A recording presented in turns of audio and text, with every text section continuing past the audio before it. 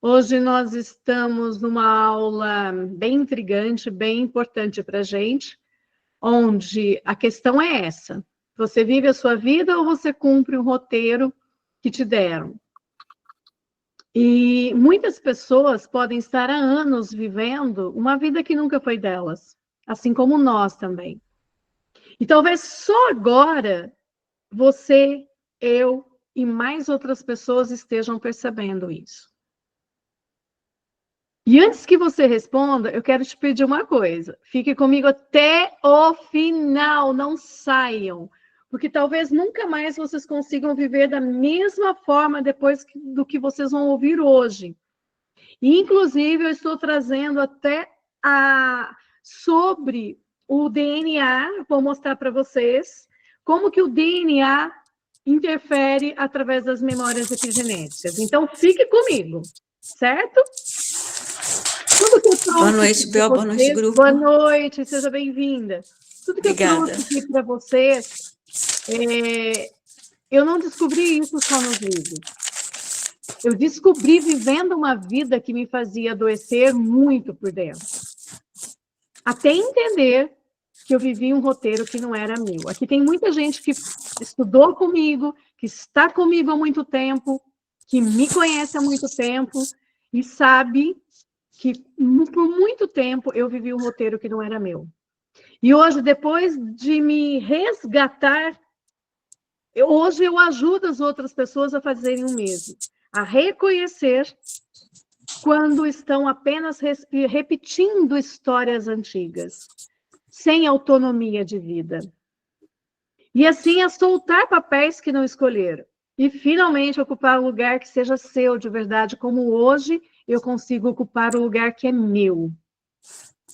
E eu já vi muitas pessoas, eu já vi mães se reconectarem com seus filhos, mulheres saindo de relações abusivas com coragem, pessoas que viviam no automático redescobrirem o prazer de existir. Porque quando a gente muda por dentro, o mundo muda por fora.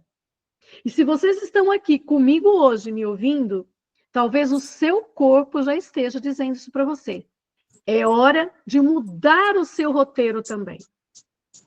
Me diga, será que você está vivendo a sua vida ou apenas um roteiro invisível que te deram? Por muito tempo, realmente eu vivi uma vida que não era minha.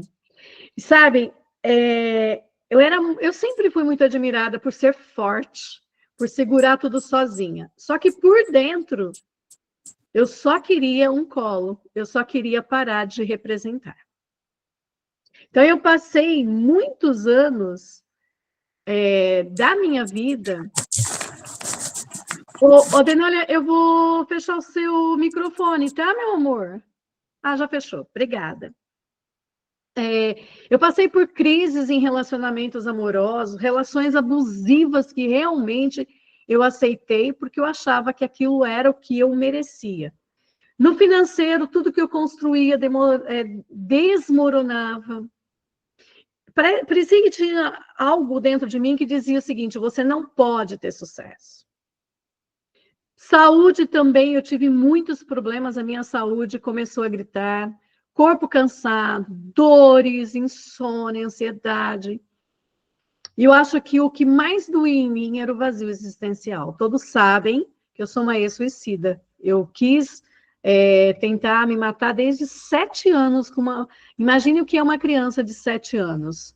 E a última crise que eu tive de vontade de morrer foi em 2018.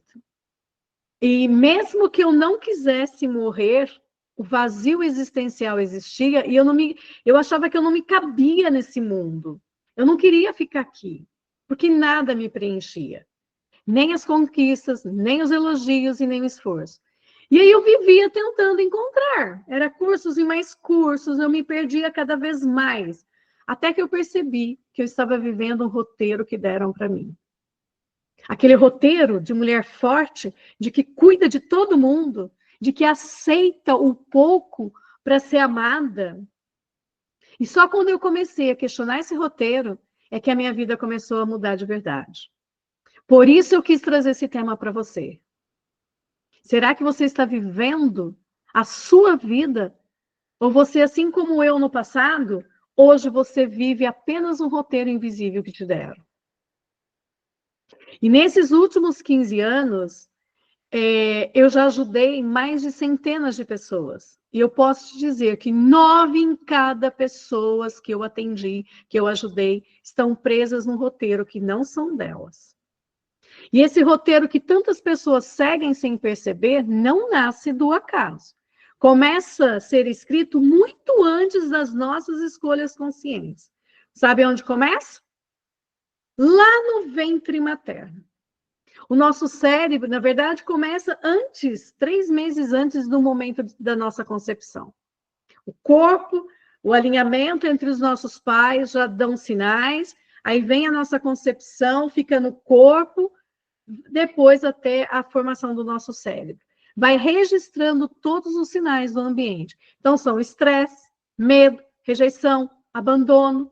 Tudo isso vai moldando a forma como as nossas redes neurais vão se organizando. Na infância, nós aprendemos em silêncio que para nós sermos amados, nós precisamos nos adaptar. Viramos a criança que cuida da mamãe, o filho que nunca pode errar, a mulher que sempre tem que dar conta de tudo. E esse roteiro vai sendo formado por traumas não elaborados, por padrões de repetição familiar, por lealdades invisíveis e papéis herdados. E o mais importante, isso não acontece porque você está errado. Acontece porque o seu corpo, a sua história e o seu inconsciente só queriam te manter seguro e pertencente. Você não escolheu ser a forte. Foi a única forma que você encontrou de ser amada. E aí eu pergunto para vocês podem deixar a mãozinha ou joinha ou levantar a mão. Quem aqui, só para eu ver, quem aqui já sentiu que estava vivendo algo que não fazia sentido? Além de mim. Muitas, né? Dani, Cláudia, Maria, a maioria de nós. A maioria de nós. Natália, Margarida. Exatamente. Então, se você sente que vive uma vida que não te representa, saiba que não é fraqueza. É um sinal de que algo precisa ser olhado com amor, com verdade e principalmente consciência. Camila, família, a vida inteira. Então, vamos olhar com amor, com verdade e consciência. Porque isso acontece, não é só conosco, acontece com milhares de pessoas que se sentem presas, mesmo quando tudo parece uma maravilha por fora. Em cada grupo que eu conduzo, em centenas de pessoas que eu venho atendendo, sempre tem alguém que acorda para isso, depois, de anos de angústia sem nome. E muita gente não percebe que saiu de si. Porque os sinais não vêm de forma óbvia. Eles vêm disfarçados de sintomas comuns. E talvez você ache que ainda tem tempo, mas eu vou te dizer uma verdade muito dura. Quanto mais tempo você deixa o roteiro rodando na sua vida, é muito mais difícil de você reescrevê-lo. Então, se a aula de hoje vai te fazer sentido, começa agora. Reescrevê-lo de forma diferente. E eu já acompanhei inúmeras pessoas. Eu vou narrar para vocês um fato de uma senhora jovem que eu atendi, que eu acompanhei, que por fora ela parecia perfeita, sempre arrumada, sorriso no rosto, cumprindo todos os papéis que a vida tinha escolhido para ela. Mas o corpo dela contava outra história. Vivia com enxaquecas que faziam ela vomitava de tanta dor. Uma pressão subia sem explicação médica, tremor, chegaram até a achar que ela ia desenvolver o Parkinson, síndrome do Parkinson, principalmente quando ela tinha que tomar decisões Por mais simples que eram as decisões, ela tremia. E à noite o sono era praticamente cortado com despertares repentinos, muita insônia, como se o corpo estivesse sempre em alerta, rígido. E por mais que ela fizesse os exames, não tinha nada de errado com ela. Até que ela entendeu que o corpo dela estava gritando que ela não podia dizer. Esse roteiro está me matando por dentro. Foi aí que ela começou a soltar o papel que não era dela. As dores foram diminuindo, o sono começou a voltar. O corpo finalmente descansou, porque o corpo não mente.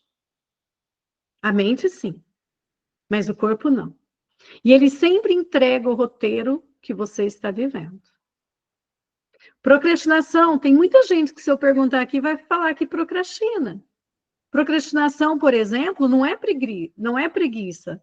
É o corpo travado diante de uma vida que não faz sentido. Cansaço crônico não vem só da rotina, mas do peso de representar um papel que não é seu. E o vazio existencial? Aparece quando você conquista as metas que não te pertencem, quando você realiza coisas que não te preenchem, conquista metas que não te pertencem.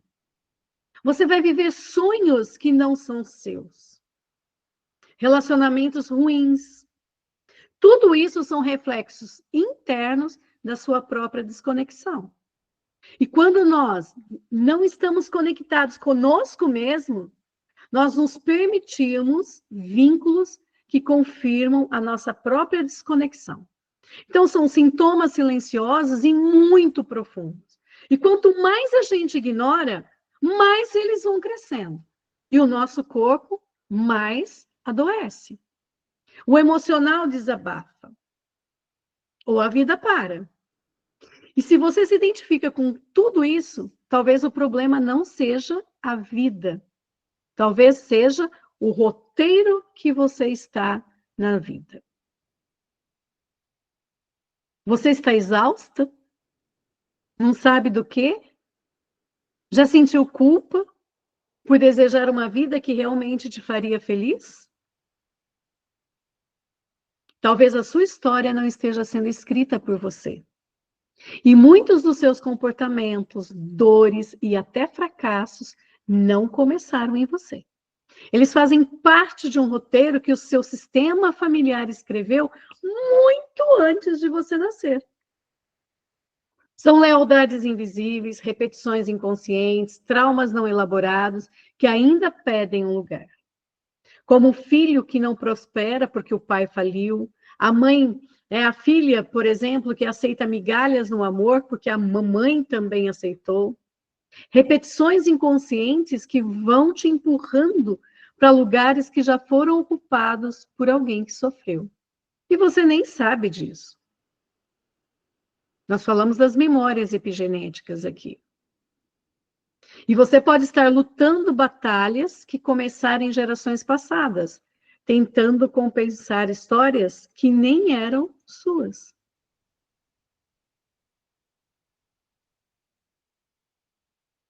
Pessoal, está fazendo sentido? Sim?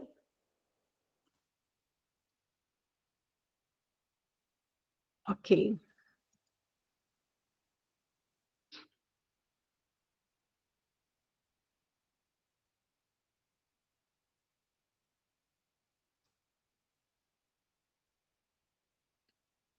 Tá. Acho que a Maria entrou, né, Maria? Eu estou vendo você lá no outro grupo pedindo para entrar, mas eu acho que agora Oi, você conseguiu. Conseguiu, né? Seja bem-vinda. Obrigada.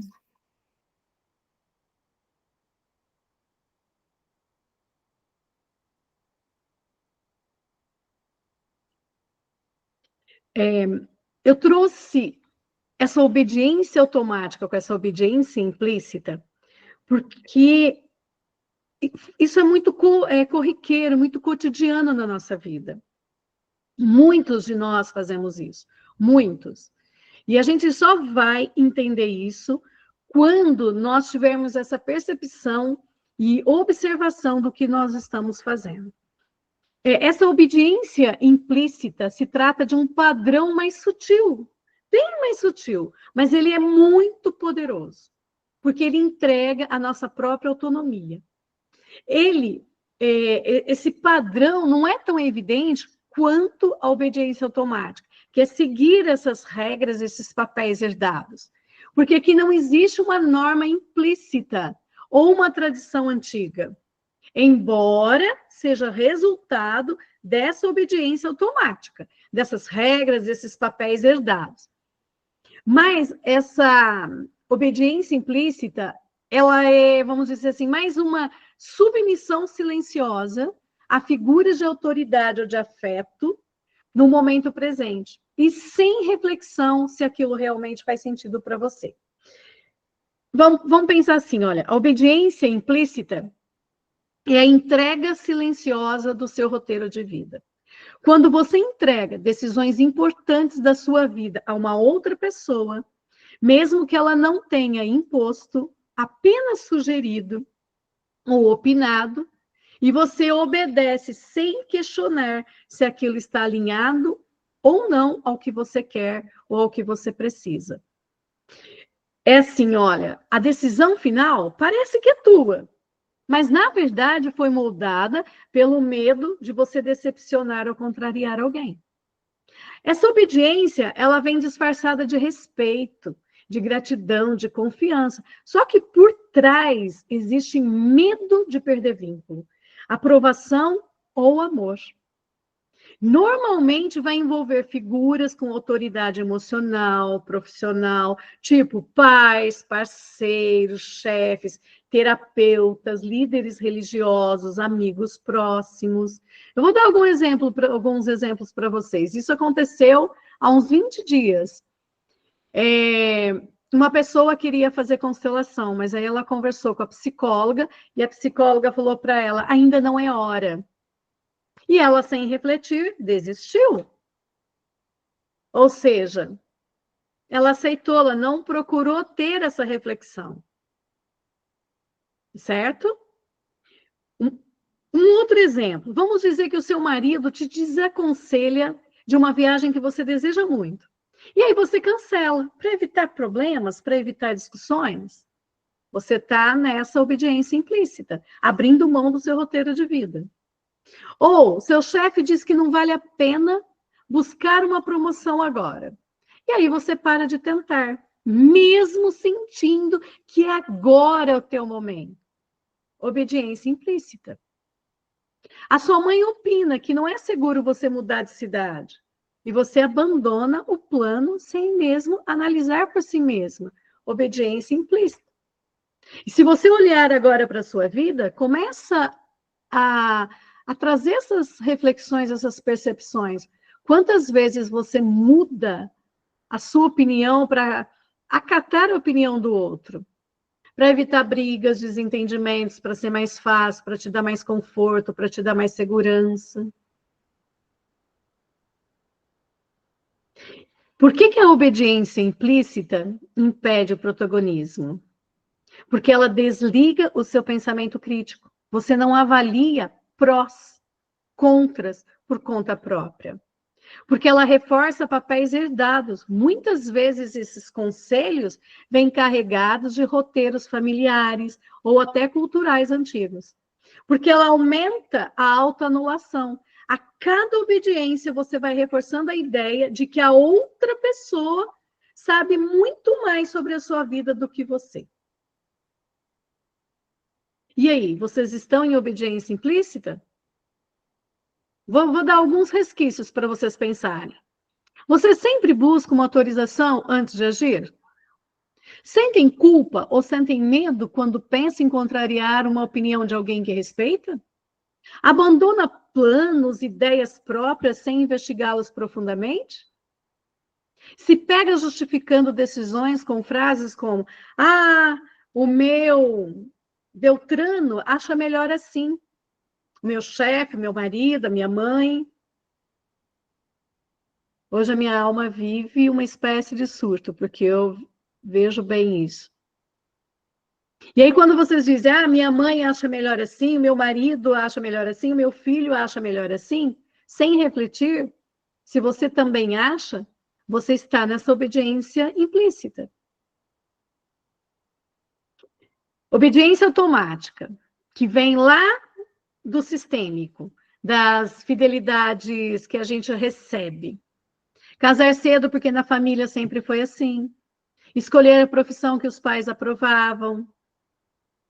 Implícita, não fazer constelação porque a psicóloga disse que não é hora. Cancelar uma viagem porque o parceiro desaprovou. Quando nós temos obediência automática, o impacto no nosso protagonismo vai fazer com que a gente se mantenha presa a padrões antigos e limita as nossas escolhas pessoais. Mas o impacto no nosso protagonismo, quando nós estamos nessa obediência implícita, que a gente nem percebe que está e que é muito mais comum, vai desativando o nosso pensamento crítico. E com isso vai enfraquecendo a nossa autonomia nas decisões atuais. O nível de consciência para quem vive nessa obediência automática é muito baixo. Porque a pessoa muitas vezes nem percebe que ela está obedecendo.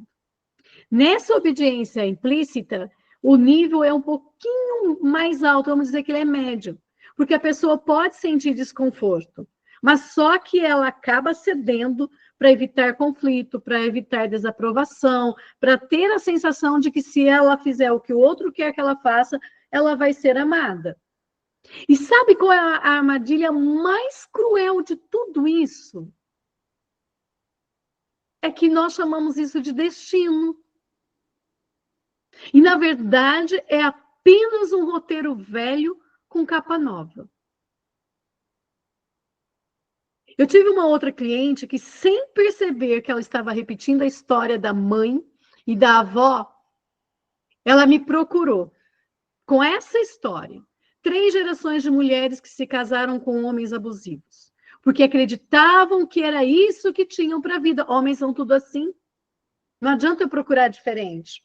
É nossa sina, ela dizia. Eu não sou como a minha mãe, mas o jeito como ela abaixava os olhos diante de algumas discussões era o mesmo olhar da mãe. O tom de voz, a forma de se encolher, o silêncio depois das brigas, tudo isso repetia um roteiro que começou antes dela nascer. De acordo com o que a gente foi trabalhando juntas, eu fui a conduzindo para que ela olhasse para essa história com amor e com muita coragem, porque às vezes falta coragem para a gente. E nos exercícios, né? Ela foi enxergando diante de si todo esse roteiro que a mãe viveu, todo esse roteiro que a avó viveu, com todos os medos que as 3 carregavam. E pela primeira vez, ela conseguiu dizer: olha, eu vejo vocês, eu honro o que vieram, eu honro o que vocês sofreram, mas eu não preciso repetir, eu abro mão de tudo isso. E quando ela conseguiu fazer esse movimento de liberação, ela sentiu como se tivesse tirado mesmo um casaco pesado das costas, que estavam molhados há anos. E semanas depois, ela foi tomando as decisões que ela vinha adiando há muito tempo. Saiu do relacionamento que estava destruindo a própria alma. E hoje ela fala com muito amor: eu quebrei a corrente. Eu curei o meu sistema. E é isso que acontece quando nós devolvemos um roteiro que não é nosso. Nós não só mudamos a nossa vida, mas nós mudamos a história de uma família. E não é que você fracassou.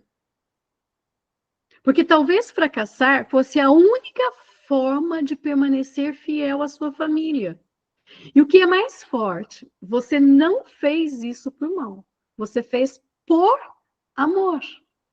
Um amor cego, profundo, silencioso, que só quer manter a conexão com quem veio antes. Só que seguir esse roteiro pode te custar a sua vida, o seu brilho, a sua paz, a sua leveza, a sua verdade. E a boa notícia, querem uma boa notícia? Existe sim uma saída. Eu saí. Você também pode honrar o passado, também pode sair sem ter que repeti-lo. Porque você não tem culpa, você tem responsabilidade, é diferente. Você pode fazer diferente. E é aí que entra a neurocognição sistêmica, porque ela vai unir a neurociência, vai unir o corpo e vai unir as dinâmicas familiares. Ela não pede que você esqueça a sua história, muito pelo contrário. Ela te ensina a honrá-la sem precisar repeti-la. E talvez você esteja se perguntando, tá, mas se esse roteiro não é meu, como eu saio dele? Hoje eu vou ensinar vocês a sair dele. Vou dar bastante dicas. Certo? Como eu saio dele? Como eu volto para mim? A neurocognição sistêmica é um campo que une esse olhar da neurociência com a compreensão das dinâmicas familiares e emocionais. E a gente vai entendendo que o nosso cérebro foi moldado por vínculos, por traumas, por repetições desde o útero. Então, mudar não é só pensar positivo, é aprender a regular o seu sistema nervoso, é acessar memórias que te guiam sem que você veja, e principalmente reconhecer os padrões herdados, que ainda controlam suas escolhas, suas emoções e até seu corpo. A neurocognição sistêmica, ela trabalha com o corpo, com o campo familiar, com o cérebro e com a alma, tudo ao mesmo tempo. Por isso que ela funciona. Porque ela respeita quem você foi, para que você possa se tornar quem você realmente é. Eu quero convidar vocês para fazer um exercício muito rápido, mas um exercício que vale a pena. Deixa eu pegar aqui.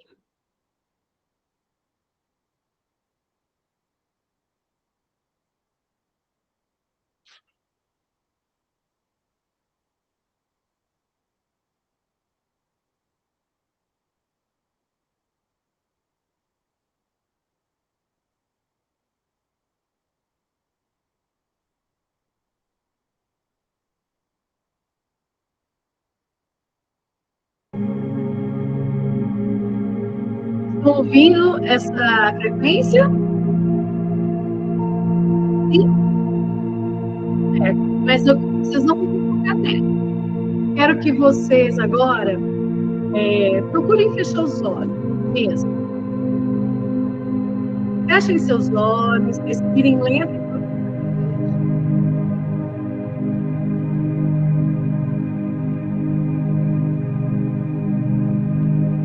Respirem bem fundo. Soltem tudo pelo nariz. Tá, pela boca. Inspirem pelo nariz. Soltem pela boca. Mais uma vez. Inspire pelo nariz e solta pela boca. Sinta seus pés no chão.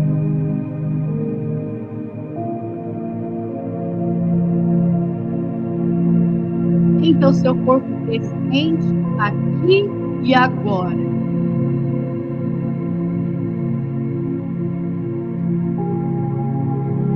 Imagine agora que você está num palco de teatro. A cortina está fechada. Você com os bastidores segurando o roteiro na mão.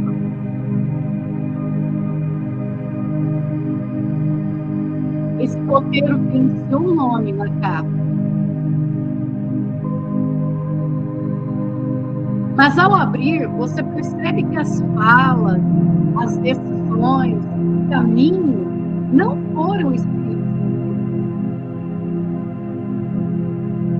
Foram escritos por outras pessoas. Pelas dores da sua mãe, pelos medos do seu pai, pelas histórias não contadas da sua família. Perceba o peso desse roteiro em suas mãos.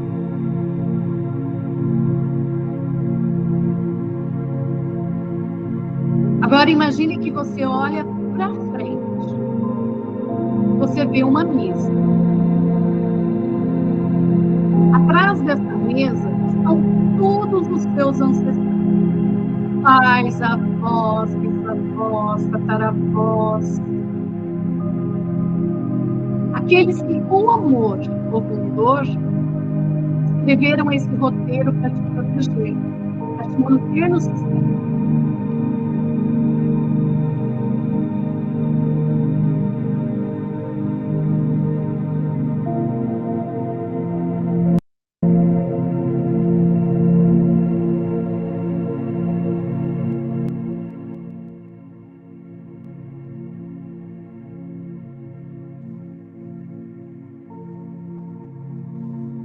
Aqueles que, com amor ou com dor, escreveram esse roteiro para te proteger, para te manter no sistema. Olhem todos eles. Com respeito, com amor. Você vai caminhando até essa mesa. E devolva esse roteiro a eles, dizendo: eu vejo você. Eu honro tudo que viver. Mas hoje, eu escolho escrever a minha própria história. Coloque esse roteiro na mesa e sinta esse alívio no seu corpo.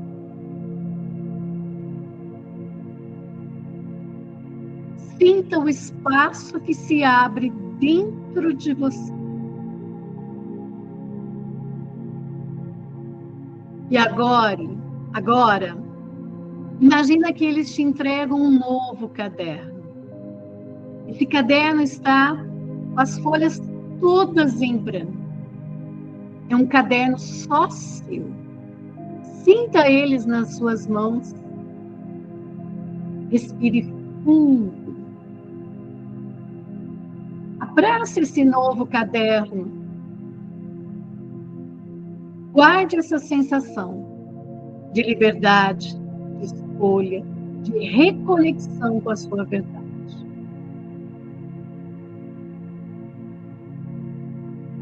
E a hora que vocês forem abrindo os olhos devagar, vocês vão escrever aí, ou no papel, ou no celular, no caderno. Vocês vão escrever a seguinte frase: hoje eu me autorizo a viver o que é meu. Hoje eu me autorizo a viver o que é meu. Hoje eu me autorizo a viver o que é meu.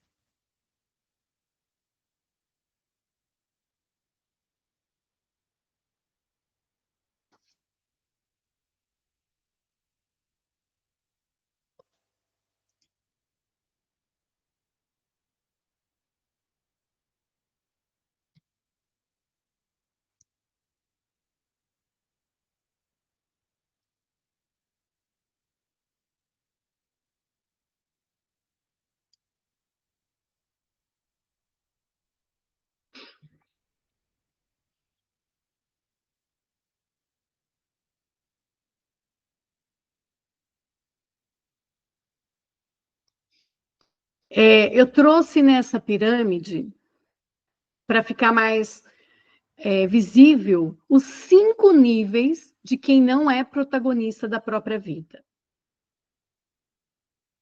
Esses 5 níveis de viver um roteiro que deram para você. A base aqui representa o nível mais inconsciente e dependente. E o topo representa quando a pessoa já começa a perceber, mas ainda não assume plenamente o papel de protagonista. Então, aqui, a base, essa base, é o roteiro invisível. Ela significa uma total identificação. nem percebe que está vivendo um roteiro escrito por outros. Família, pode ser pela cultura, pode ser pela religião, pode ser pela sociedade. Quem está aqui na base acredita que essa é a única forma de viver. Confunde identidade verdadeira com papéis herdados. A obediência automática são as pessoas que seguem as regras, tradições, escolhas impostas, sem questionamento.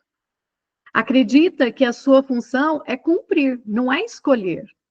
Essa pessoa não se vê como alguém com direito de mudar o seu rumo, de mudar a sua própria história. O terceiro nível dessa pirâmide é o conformismo consciente. A pessoa sabe que está vivendo algo que não é seu, mas ela justifica dizendo que é o que tem para hoje. É mais seguro estar aqui do que começar algo novo. A penúltima parte da pirâmide aqui são aquelas pessoas que já começam a questionar, começam a entrar em conflito interno. São as pessoas que reconhecem que não estão vivendo a sua história e que se sentem culpadas, mas ao mesmo tempo têm medo de decepcionar as outras pessoas. Aqui, ela já começa a duvidar do roteiro oficial, mas ainda não tem clareza do seu próprio enredo. E aqui em cima, que é o topo, é a percepção inicial. A pessoa começa a notar que vive segundo expectativas alheias. Ela vai sentir incômodo, mas ainda busca aprovação antes de agir. São pessoas que já se perguntam: será que é isso que realmente eu quero? Será que é só isso que eu mereço?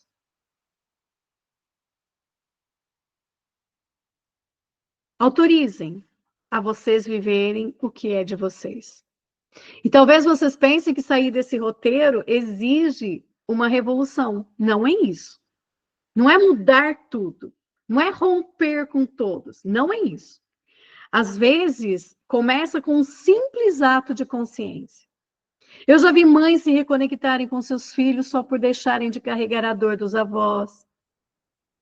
Mulheres saírem de relacionamentos abusivos quando perceberam que não precisavam repetir a história das suas mães, da linhagem feminina. Homens que prosperaram quando entenderam que não precisavam falhar para honrar seu pai. Pessoas que prosperaram quando entenderam que não precisavam falhar para continuar pertencendo a esse sistema.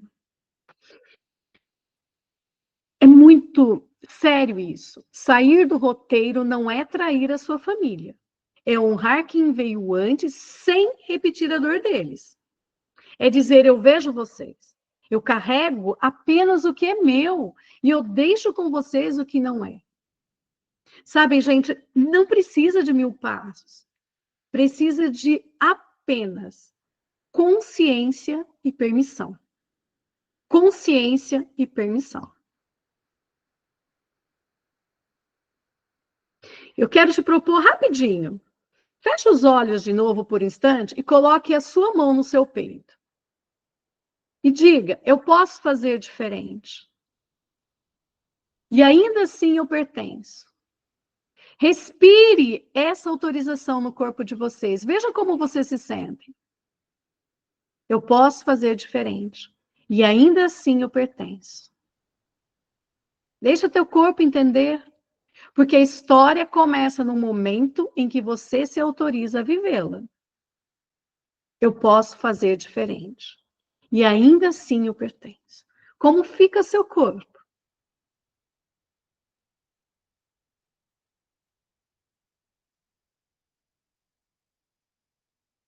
Eu estou trazendo para vocês um conhecimento científico, porque às vezes a gente acha que não tem nada a ver com o corpo, que não tem nada a ver com o cérebro. Aqui no meu slide, eu estou mostrando para vocês três mecanismos principais de modificações epigenéticas, que são as memórias epigenéticas transgeracionais que a gente recebe quando, lá no momento da nossa concepção, que são mudanças na expressão dos nossos genes, sem alterar a sequência do DNA. E essas modificações, elas podem ser influenciadas por fatores ambientais, pelo nosso estilo de vida, pela dieta, pelas experiências. Podem ser herdadas e podem ser revertidas. Essa é a notícia boa, que a gente pode reverter. Então, aqui na esquerda, nós temos a metilação do DNA, que vai mostrar a adição de um grupo metil, CH3, a base citosina do DNA, formando metilcitosina. E essa reação é catalisada por enzimas chamadas de DNA metiltransferases, o DNMT. Também nós temos aqui a representação de como a metilação influencia a ativação dos genes. O gene ativo, região promotora não metilada, a maquinaria de transição consegue se ligar e o gene é expresso. Quando nós temos um gene inativo, a região promotora metilada bloqueia essa transição e o gene é silenciado. Enfim, a metilação geralmente desliga os genes. A parte do meio aqui, que é a modificação das histonas. Isso aqui é só para vocês entenderem, porque é totalmente científico, nem eu estou trazendo para vocês como um conhecimento, certo? Mas é para vocês entenderem como é corpo, como está no nosso corpo. Aqui nós temos o DNA que é enrolado em proteínas chamadas histonas. E essas histonas têm caudas químicas que podem receber grupos como metil ou acetil. No grupo metil, que é CH3, torna o DNA mais compacto. Então, esse gene fica inacessível, inativo. Já o grupo acetil, que é o COCH3, afrouxa esse DNA. E aí o gene vai ficar acessível, ativo. Essa compactação ou relaxamento da cromatina vai controlar esses genes, se ele pode ou não ser lido. Essa terceira foto aqui são os RNAs não codificantes, que incluem microRNA, microRNAs, que são as minas, RNA longo, não codificante, NA e outros, não produzem proteínas, mas regulam a expressão gênica. Podem se ligar às RNAs mensageiras e impedir a tradução em proteína. Também pode interagir com a cromatina, modificar o acesso ao DNA. Fatores ambientais e fatores genéticos vão influenciar aqui a sua produção e vão causar mudanças a longo prazo nessa função celular e na expressão desses genes. Essas RNAs funcionam como interruptores finos para controlar quaisquer proteínas feitas, quando elas são feitas, né? E o que significa tudo isso? Quando nós pensamos que esse título, modificações epigenéticas, ela vai se resumir em o nosso DNA é como um manual que não muda, mas o acesso às instruções pode ser controlado. Isso é feito pela metilação do DNA, que liga e desliga os genes, pelas modificações das histonas, que compactam ou relaxam o DNA, e pelas RNAs não codificantes, que vão regular a tradução e a estrutura do DNA. Se essas memórias estão aqui no nosso DNA, através desses 3 processos, eu também consigo mudar. Por isso que a gente consegue se curar, vamos dizer, por isso que a gente consegue se soltar. Cerebralmente falando, biologicamente falando, neurologicamente falando, esse processo desses 3 mecanismos interfere numa pessoa. Se ela pode deixar de ser protagonista da própria vida e assumir o que foi criado por ela. Por quê? Porque esses 3 mecanismos mostrados nessa imagem simples, a metilação do DNA, a modificação das histonas e a ação das RNAs não codificantes, influenciam diretamente a forma como uma pessoa pensa, sente e age. Isso inclui a capacidade de qualquer um de nós nos tornarmos protagonista da nossa própria vida. E deixar de apenas repetir padrões herdados. Como é que a gente vai fazer isso? Primeiro, nós precisamos conectar a essa metilação do DNA, que é silenciar ou ativar memórias e talentos. Então, se eu sei que a metilação pode desligar esses genes ligados à motivação, à resiliência, à tomada de decisão, ou também podem ativar genes ligados ao medo, à insegurança e à submissão, qual escolha eu vou fazer? Eu também sei que essas experiências traumáticas, rejeição, abandono, violência, controle excessivo, pode deixar marcas químicas que vão programar o cérebro para obedecer, para se anular, para se evitar, para evitar riscos. Isso pode fazer a pessoa seguir esses scripts familiares ou sociais, mesmo sem consciência disso. Por exemplo, alguém que cresce num ambiente em que questionar é perigoso, ela pode ter uns genes aqui de curiosidade, iniciativa que foram silenciados, mas ele está ali. Na vida adulta, ela tende a aceitar o que foi imposto. Mas se ela quiser modificar isso e ativar, o gene está aqui. Na modificação das estonas, que é abrir ou trancar as portas da ação. Quando a cromatina está fechada, metilada, certos recursos emocionais e cognitivos ficam inacessíveis.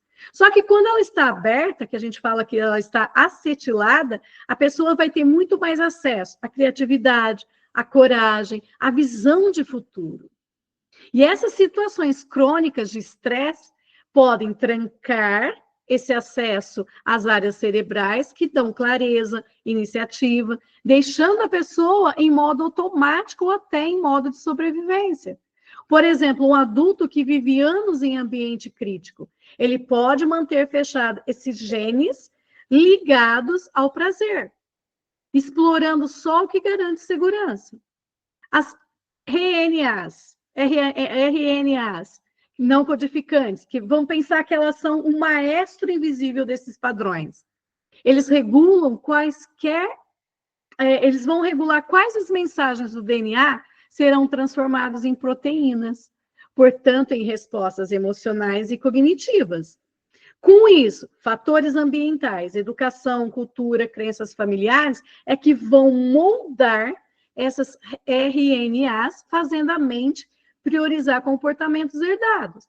É como se houvesse um roteiro oculto de como você deve reagir, baseado não no que você quer, mas no que foi condicionado a ser. Por exemplo, uma pessoa com histórico familiar de submissão pode ter RNAs não codificantes que vão reforçar redes neurais ligadas à obediência, ao evitamento, em vez de liderança e protagonismo. E esses três mecanismos vão formando um sistema biológico e simbólico de lealdades invisíveis. Quando eles estão configurados por heranças emocionais, crenças familiares, traumas, a pessoa tende a repetir padrões, evitar mudanças grandes, escolher caminhos seguros, mesmo que sendo infelizes. Viver o que foi criado para ela, e não o que ela escolheria como plenitude, como liberdade. Só que a boa notícia é que a epigenética é reversível. Essas experiências de segurança, de conexão, de novos aprendizados, de terapias específicas, podem remover essas marcas negativas e ativar esses genes adormecidos, abrindo assim espaço para nós fazermos escolhas próprias e para nós nos tornarmos pessoas autênticas. Eu sei que o conhecimento científico ele é meio complicado, mas deu para vocês terem uma ideia como é que funciona esses genes aqui em nós? Por que nós repetimos? E por que é mais fácil do que a gente imagina mudar a nossa configuração? Porque tudo isso já está aqui dentro de nós. Mas nós precisamos ativar. Nesse quadro, eu estou trazendo para vocês, de uma forma mais visual, como vocês podem retomar o protagonismo da vida de vocês. Vamos lá, então. Quando eu penso na metilação do DNA, que é aquele que liga e desliga os genes, eu entendo que ele silencia genes ligados à coragem, à criatividade e à iniciativa. Genes do medo, retraimento ou submissão, e faz a pessoa evitar riscos e viver nesse piloto automático. Como eu posso reprogramar isso? Eu vou me colocar à exposição graduada a novas experiências seguras para ensinar ao meu corpo que mudar não é perigoso, é prazeroso. Eu vou trabalhar com práticas de ressignificação emocional, posso trabalhar com a constelação familiar, a TNS, que é a terapia neurocognitiva sistêmica, a terapia somática, para dissolver marcas traumáticas.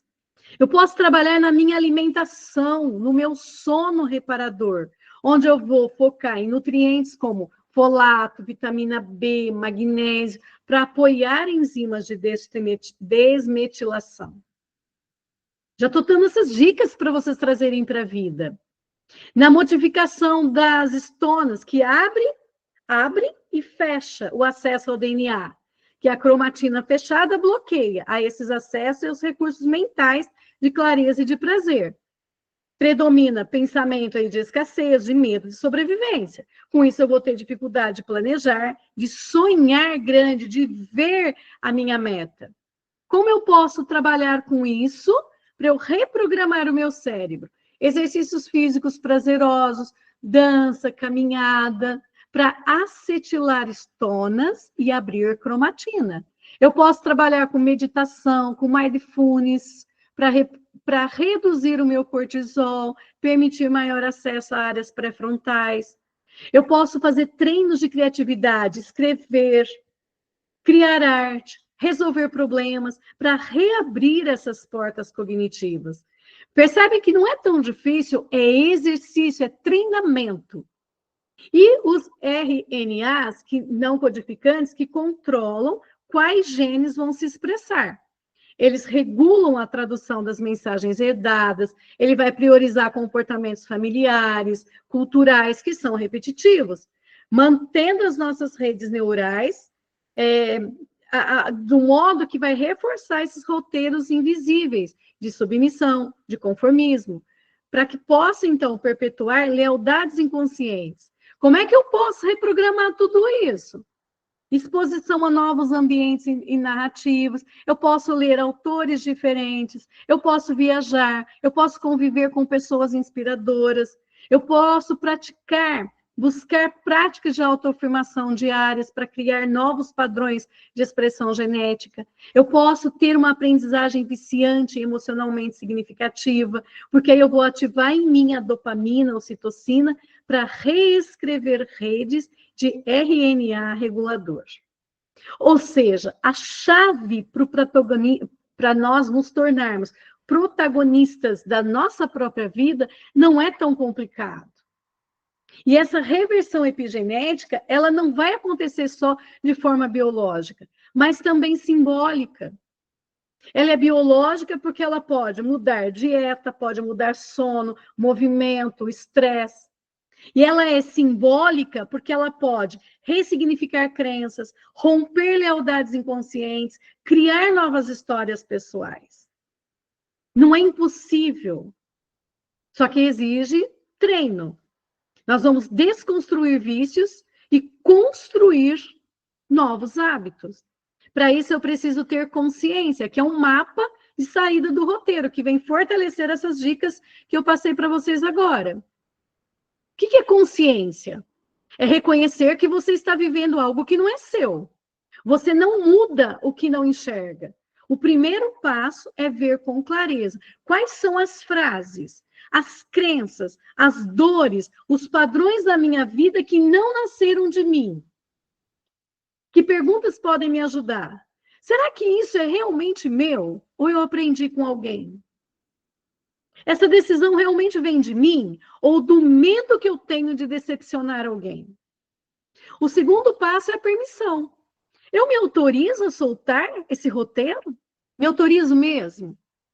O que é permissão? É dar-se permissão interna para você soltar o que não é seu. É interna. Porque externa, todo mundo aqui já entregou o que não é seu, mas continua nesse roteiro. Então, é dar-se permissão interna para soltar o que não é seu, sem sentir que está traindo a sua família ou a sua história. Repita quantas vezes vocês quiserem esse exercício que eu fiz anteriormente, de vocês respirarem. Eu trabalhei com vocês a visualização criativa. Faça de novo. Respirem, sintam o peso que vocês estão carregando desse roteiro. Entreguem com muito amor e respeito aos ancestrais. Entendendo que não tem traição, nem a sua família, nem a sua história. Aqui, na permissão, é o momento que você entende que honrar quem veio antes não significa repetir a dor deles. Você pode fazer diferente. E ainda pertencer. Esse passo já começa a mexer com a culpa sistêmica e vai te liberando para o próximo passo, que é a ação. Ação coerente. Eu escolho escrever. Eu escolho tomar decisões e fazer pequenas mudanças alinhadas ao novo roteiro. Não precisa virar a mesa de um dia para o outro, porque vocês não vão conseguir. Mas você pode começar com um gesto. Dizer um não, pedir uma ajuda, aceitar a ajuda. Investir em algo que você deseja mesmo por você. Mesmo que ninguém entenda. Mesmo que todo mundo fale que você é louco. Eu atendi um homem, um senhorzinho, que carregava sem perceber o peso da falência do pai. E desde jovem ele repetia uma frase que ele ouvia em casa, que eu acho que vocês também ouviam, né? Dinheiro é um problema. E mesmo ele, todo inteligente, todo esforçado, sempre que ele começava a prosperar, alguma coisa acontecia. E aí, caía. Era um cliente que sumia, era um contrato que era desfeito, o investimento que dava errado. Durante o trabalho, ele foi, através dos exercícios que nós fomos realizando, eu pedi que ele fizesse uma mudança simples. Colocasse a mesa do escritório dele de frente para a porta. Foi interessante porque ele riu, achou que não faria nenhuma diferença, mas ele aceitou experimentar. Ele não sabia, mas durante anos, ele manteve a mesa dele virada para a parede, com as costas para a entrada, exatamente como o pai dele trabalhava. Olha, físico, exatamente como o pai dele trabalhava. Era como se ele vivesse olhando para um muro. E com isso, ele não via as oportunidades chegando. 2 semanas depois, ele me disse, parece que a vida começou a entrar pela porta. Eu acabei de fechar um contrato que estava travado há meses. E pela primeira vez, eu senti leveza. Eu senti que eu estou me autorizando a ganhar dinheiro, sem perder o meu lugar na família. Gente, é uma mudança simples de concepção interna, porque não é só o simples fato dele abrir a mesa, dele mudar a mesa de lugar, mas é o simples fato dele entender o que ele estava fazendo com ele. Isso abriu espaço para uma mudança interna gigante, porque às vezes virar a mesa é só virar a mesa, mas outras vezes é virar a própria vida. Eu quero que vocês escrevam agora, em uma frase, qual será a primeira atitude, o primeiro ato coerente para começar esse novo roteiro de vocês. Escreva como compromisso de vocês. Qual é o primeiro compromisso? É virar a mesa? É dizer um não? É aprender a dormir mais cedo? É mudar a alimentação de vocês? Escreva esse compromisso com vocês, para começar agora esse novo roteiro. E se dentro de você existe uma voz dizendo, essa vida não é minha, talvez seja o momento de vocês começarem agora a escrever uma nova história. Eu criei, sim, uma forma de trabalho, um espaço seguro, para quem já entendeu que continuar nesse roteiro dói mais do que mudar. Só o adulto paga o preço. Só que vocês já estão pagando um preço muito alto de ser, né, de viver esse roteiro que não é de vocês. Viver um outro roteiro vai exigir um preço, mas lá na frente vai exigir uma forma de vida muito diferente. Esse espaço não é para todos de mudança, é para quem está cansado de sobreviver. E esse é o seu momento. Você está aqui é porque você quer. E se você quer, se autorize. Você pode continuar assim no roteiro que te deram, mas você pode finalmente também escrever o que é seu. Quando você vive fora de si por tempo demais, teu corpo sente, a tua mente trava, as suas emoções adoecem e você começa a sobreviver em vez de viver. Só que muitas vezes essas dores que você chama de fracasso, no amor, no trabalho, na saúde, não são fracassos. São tentativas inconscientes de continuar pertencendo a um sistema. Uhum. Até fracassar pode ser uma forma de amor cego. É o teu cérebro em modo de autoajuste sistêmico, tentando manter o seu vínculo com o passado. É seu genes lá, atrofiado, mesmo que custe o teu futuro. Mas hoje, você tem uma escolha diante de você. Continuar honrando esse amor cego, carregando dores que nunca foram suas, vivendo roteiros que você nunca escreveu, ou você pode dar um passo. Um passo de coragem, um passo de consciência, um passo de amor verdadeiro. Não um amor que te prende, mas um amor que te liberta. Porque honrar quem veio antes não é repetir a dor deles. É olhar para trás e dizer: eu vejo vocês, eu agradeço, mas daqui em diante eu escolho viver a minha vida. E talvez esse seja o dia em que, pela primeira vez, você deixa de sobreviver e começa de verdade a viver. Então eu te pergunto, agora, com toda essa consciência que você tem, você está vivendo a sua vida ou você vive um roteiro invisível que te deram? Você pode sair daqui e continuar nesse roteiro. Ou você pode sair daqui já escrevendo o primeiro capítulo da sua história verdadeira. É com vocês, a partir de agora. E para quem quer continuar esse estudo, eu estou deixando aqui os autores que eu trouxe, que eu estudei, que vale a pena. Esses são os autores nacionais e esses são os autores internacionais. Se vocês quiserem depois, vocês podem me pedir que eu deixo lá no grupo para vocês. Certo? Muito bem. Perguntas? Dúvidas?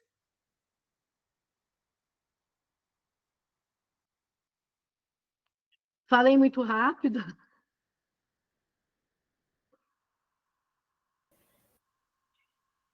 Ficou claro para vocês o que eu queria deixar? Muito. Muito claro. E Dos muito genes.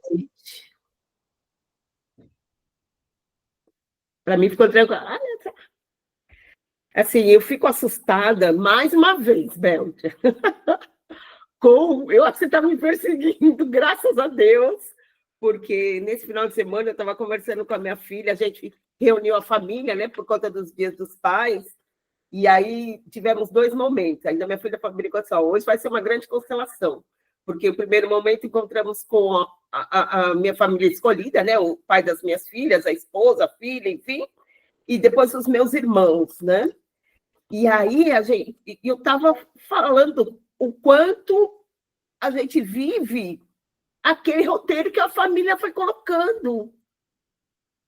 Eu fiquei impressionada, que são vidas diferentes, e a gente comentando sobre as nossas vidas, fazendo a mesma coisa, a gente quase não se encontra.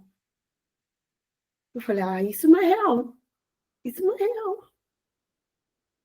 Muito, muito interessante. Mas está E lá nos aí, genes, né? e eu estou com uma família que me trouxe, que me procurou a semana passada, com o mesmo padrão. Os filhos, o filho faliu, juntou uma granona e pegou e entregou na mão de uma pessoa, agora está desesperado. E aí eu perguntei: quem faliu? O meu avô e meu pai. E a filha, todo mundo diz, é o dedo podre da família. Violência doméstica vivida desde o do uterino. E aí ela fala desse roteiro assim como se fosse o maior conto de fadas, e zero percepção, sabe? Assim, é isso, é o karma, é a espiritualidade, do jeitinho que você falou. Muito, muito interessante. Que bom ter o feedback, que bom que o conhecimento te ajudou. Garganta inflamada? Jeito nenhum, hein? Vomita tudo isso, por favor. Solta que não é seu. Você percebeu que eu trouxe você para cá, né? Eu estou conversando com uma pessoa que ela sabe que eu a convidei com muito amor para ela participar dessa aula, que teve a ver com o que a gente conversou antes. Mas aí, alguém quer fazer alguma colocação, fazer alguma pergunta? Eu queria fazer uma pergunta. Pode fazer, Eu não sei, Inês. pensando assim, foram duas situações que me apareceram agora, assim, ouvindo até o que a Cláudia está dizendo. O meu sogro, ele se aposentou muito cedo, muito novo, e com um pretexto de que ele iria ganhar dinheiro se ele se aposentasse cedo. Por um problema de coluna, ele tomava substâncias para aumentar a pressão para poder se Desculpa, aposentar mais eu não te cedo. ouvi. O pretexto dele, desculpa te cortar, é que se ele aposentasse cedo, ele iria ganhar dinheiro? Ia ganhar dinheiro sem estar trabalhando, né? E hoje eu vejo o meu esposo com muita dificuldade de se firmar em emprego. Eu sou empresária, tenho meu negócio, mas meu esposo, ele fica num negócio, daqui a pouco acontece alguma coisa, ele não se fixa. E eu fico pensando se isso não tem alguma coisa dentro do que você estava dizendo, sabe? E o irmão dele também se aposentou muito cedo, não prospera, não tem aquela visão assim de, ai, vou empreender, vou fazer alguma coisa. E olhando assim, seria um padrão também isso de repetição? Uhum. Porque é como se a gente andasse em caminhos paralelos. Você disse que o seu marido ele não consegue arrumar emprego, não é isso? Assim, ele vai aí, de repente, começa o emprego, ele começa um negócio e parece que desfaz, assim. Ele começa um projeto, está ganhando, daí de repente ele perde o interesse para aquilo e aquilo se desmancha. É um negócio muito doido. E eu tenho assim, muita facilidade para fazer as coisas. Eu faço muitas coisas ao mesmo tempo, mas ele pega e as coisas se desmancham, assim, é uma coisa muito estranha. Parece, sabe, eu não consigo entender o que é isso. Com base Sabe, no que está mostrando, essa questão do DNA, da estona, eu falei, cara, tem alguma coisa em relação a isso. Alguma coisa se abre e não fecha. Não sei se eu entendi errado. Tem sim. É assim, olha, a gente tem que entender que primeiro tem uma lealdade sistêmica aí que está invisível, né? Esse sogro que se aposentou cedo, justificado aí pela coluna, que queria ganhar dinheiro, algo não se concretizou. Aí vem o teu cunhado, vem o seu irmão, que começam os negócios, mas acabam não se consolidando. Então, isso pode ser interpretado na linguagem da neurocognição sistêmica e da visão sistêmica como um padrão de interrupção ou de desistência precoce, que é ligado a crenças ou acordos invisíveis herdados do patriarca, que foi o pai. Uhum. Mesmo que racionalmente eles queiram fazer diferente, inconscientemente eles estão obedecendo algumas mensagens. Quais? Não vá além do que o papai foi. Trabalhar demais machuca, associando com a coluna do papai. Quando alcançar algo, pare, porque manter é perigoso. Certo? Então, tem sim. E quebrar esse ciclo é trazer esse roteiro implícito para a consciência, para que os dois, né, possam substituir esses roteiros por decisões internas, novas decisões internas. Então, uma intervenção possível seria trabalhar frases, movimentos de reconexão. Querido papai, eu vejo a sua história e o seu esforço. Eu respeito a sua escolha, eu respeito o seu destino. Mas agora eu sigo adiante com a minha própria força, com leveza, com responsabilidade, soltando mesmo isso. E tem um outro padrão também, que é a questão que a gente fala do dinheiro. Porque se ele, não sei se foi o caso, mas quando acontece de nós aposentarmos sem ser no nosso, vamos dizer assim, realmente não era necessário naquele momento, você acabou interferindo no destino do sistema. Então, é como se tudo que o seu sogro estivesse ganhando a mais, os seus filhos vão perder para compensar. Pode ser que inconscientemente exista um julgamento. Poxa, meu pai aposentou cedo demais sem ser preciso, sem, entendeu? Então, eles vão perder, porque então trouxe esse desequilíbrio. Então, eles vão perder para que tenha o equilíbrio. Olha, papai, tudo que você ganhou fácil, nós estamos perdendo para que possa equilibrar. Pode ser que esteja acontecendo isso também. Eu estou te trazendo pode porque eu não conheço a história deles. Estou fazendo uma leitura da imagem que você me trouxe. Certo? Porque... Mas que está no cérebro, tá. É porque é interessante, porque ele já tentou fazer 2 constelações e o próprio constelador falou assim, eu não vou poder dar continuidade à sua constelação. Eu não consigo finalizar, não finalizou. E aí a gente fica assim, não, tem alguma coisa, e tem vindo muito assim para mim essa questão, falei, tem alguma coisa ligada ao seu pai. E falei assim, mesmo que não seja seu pai, e agora inclusive o Dia dos Pais, eu falei, mesmo que ele não seja seu pai biológico, porque ele já é falecido, o pai dele há muitos anos, né? Então, mesmo que tenha acontecido alguma coisa que ele não era teu pai biológico, é necessário honrar, mas honre, mas deixe ele, porque tem alguma coisa que parece, eu sinto assim que alguma coisa que prende em relação a essa figura, que tem alguma coisa que não está bem fechado. Essa história não está fechada. A Cláudia acabou de escrever se tem a ver com as 5 forças. Eu trabalho com as 5 forças, que é autenticidade, conexão, permissão, que leva ao merecimento. A mãe dessas 4 forças é sexualidade. E aí você me fala que ele é filho adotivo. Olha que interessante. Aqui ele tem uma rejeição do pai biológico, e aí ele teve esse episódio com o pai adotivo. Certo? Mas ele não é adotivo, a questão é como se, assim, numa das constelações, o constelador falou assim, eu não posso continuar, porque veio para mim aqui que ele não é teu pai. É como se fosse alguma coisa assim, como se a mãe tivesse tido um caso com uma pessoa. Como se fosse uma história não revelada, você entendeu? A gente teoricamente, não é a gente tem casos, Mirtes, de quando é gêmeo, vamos supor, o pai dele é gêmeo. E aí o gêmeo do pai dele morreu, sem a mãe saber. Às vezes fica 20 dias, 20 e poucos dias, a mãe nem sabe que era gravidez de gêmeos. Já aconteceu isso. Então, a criança não vai ter o DNA do pai. Isso tem até comprovação biológica. Por quê? Porque ela vai ter a...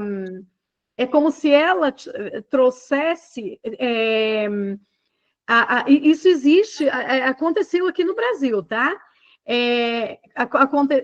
Trouxesse a permanência do irmão gêmeo que faleceu. A criança tem o DNA do tio, não o DNA do pai. Pode ser que tenha acontecido isso. Necessariamente, essa mãe pode não ter traído. E se a mãe traiu, existe um outro pai, vamos dizer assim, ele não tem essas 5 forças. Ele não tem autenticidade, porque agora piorou a situação para ele, né? Por quê? Porque ele não sabe quem é ele. Ele é filho do pai, ou ele é filho do tio, ou ele é filho do vizinho? Então, ele já perdeu o momento se ele deixa de ser ele, se já tem um problema aqui na autenticidade, como é que ele vai se conectar com a vida? Ele não se conecta. Primeiro, ele tem que trabalhar com a autenticidade, que vem da própria identidade. Bagunçou. E aí ele não vai se conectar. Para ele se permitir, ele precisa ter conexão. E a conexão vem... Entende como que uma força alimenta a outra?